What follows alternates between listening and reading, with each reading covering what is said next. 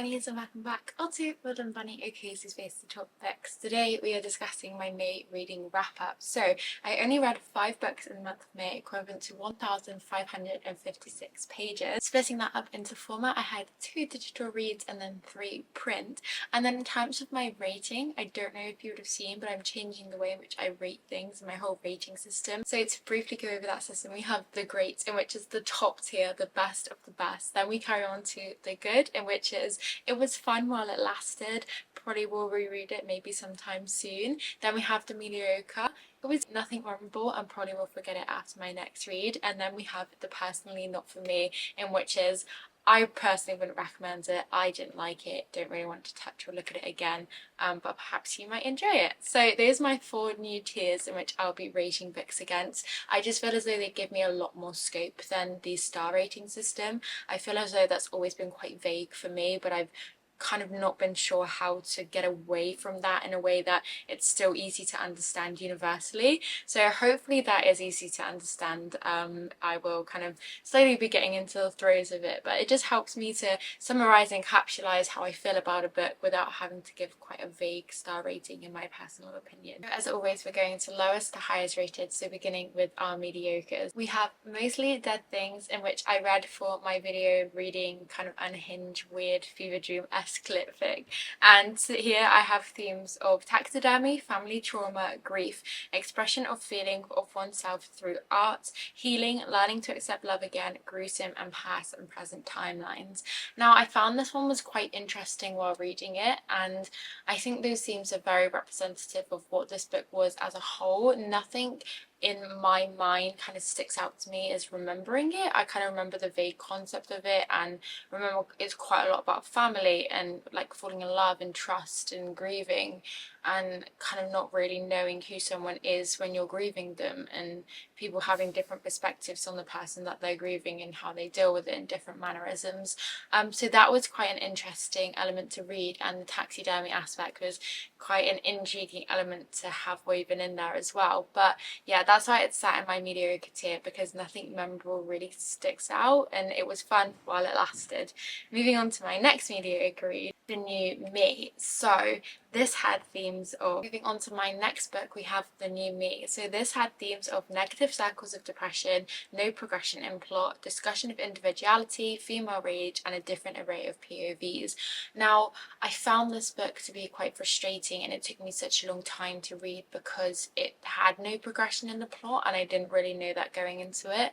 I feel as though it was very apt that it was described as female rage on the front cover. I feel as though the other reason it's sat and situated in my mediocre tier is because of the different array of POVs. They were quite off-throwing. I kind of understood what the author was trying to do, but we had one POV from a river, in which it kind of makes sense when you do read it in the book, but it kind of threw me off a little bit and it didn't really flow, excuse the pun, well with the whole story. So yeah, that's why it's in my mediocre tier. I do recommend it, all of these books, if any of these seem to sound interesting to you, but that was my personal experience with it. Then moving into the good tier, we have Swift and Saddled, which is book 2 to Done and Dusted. Now this is just a fun time, and this had themes of French family and cowboys, small town, interior design, learning what healthy love and communication, depression and open discussions on the actual reality of it, learning to love yourself and be accepting of kindness and friendship.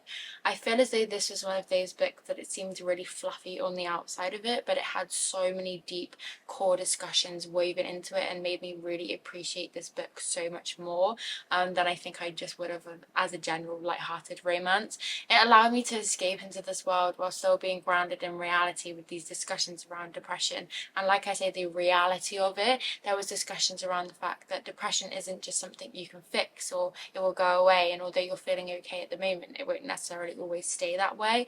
And I feel as though our main characters just having those open communications, that healthy discussion there, just really enabled this story to flourish. And there were times in which the characters did have their flaws and perhaps they ran away, but it didn't feel frustrating or annoying because you just knew that was the human nature and that was just how life was going.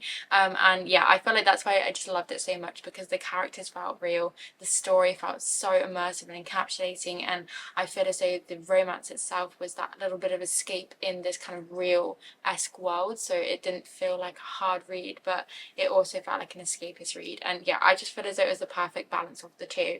I can't really remember much from Done and Dusted, but I kind of feel like I preferred this one over that one, and I feel like this one will stick with me. Then we have the next book in the good tier, in which is The Rest of Me. This had themes of grief and healing, single parenthood, loss in different forms, learning to love again with irreversible and live with irreversible actions, somewhat healing of the inner child, and small town. This one was a lot different to read from Done and Dusted. I came straight from that book into this book and was kind of hoping for like a fun time just with a little bit of reality sprinkled in there, but it was really hard to stomach because grief was very prominent in this book, and there was a lot of loss, a lot of heartache, a lot of kind of just humans trying to live their lives. And it, of course, with all romances, had those kind of cringy aspects and those tropes woven in there that you kind of know and love in a romance and you head towards for a romance. But I feel like the core of this book was just filled with that loss and that grief, and like learning how to live with it and learning how to love again. And the reason why I have the themes of healing the inner child is because there are children in this book, with our main character being a single mother, and it's quite interesting how through communication with the children and scenes with the children, it does feel like it's aimed at the reader to help them heal their inner child for any trauma, and it kind of felt very full circle, and I really did love it. I had a lot of time. I had a lot of fun with it, and I ended up reading it just in one day. So I do highly recommend that one if it sounds interesting to you. But of course, with all of these books, always check trigger warnings before you dive in. And the final book I have to discuss with you today is Disorientation, in which stands in my great tier. Now, this book was satire, and I did not understand that whatsoever.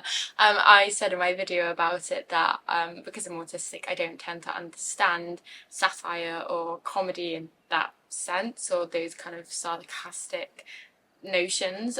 So I read this book for what it was, and I had a fun time doing that.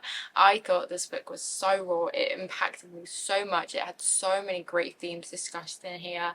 I loved the characters. I was getting frustrated with them again because I didn't really understand it was satire, but the themes that this included is academia, oppression, racial appropriation, fetishization, and then satire, which greatly confused me. And I felt like this book was just so full of necessary conversations, and it's just a raw book that I haven't really read that much before. It reminds me a lot of Yellowface, and not just for the Asian culture and the racial connotations in there, but just in the fact that I feel like Yellowface kind of touched on the cusp of what racial appropriation and appreciation is, and how white people are kind of yellow-facing different areas of their lives and not really understanding that. I feel as though that book Disorientation dives so much deeper into that and kind of went to the root cause of different things, and it was again quite frustrating because there was just no redemption from other characters' sides, and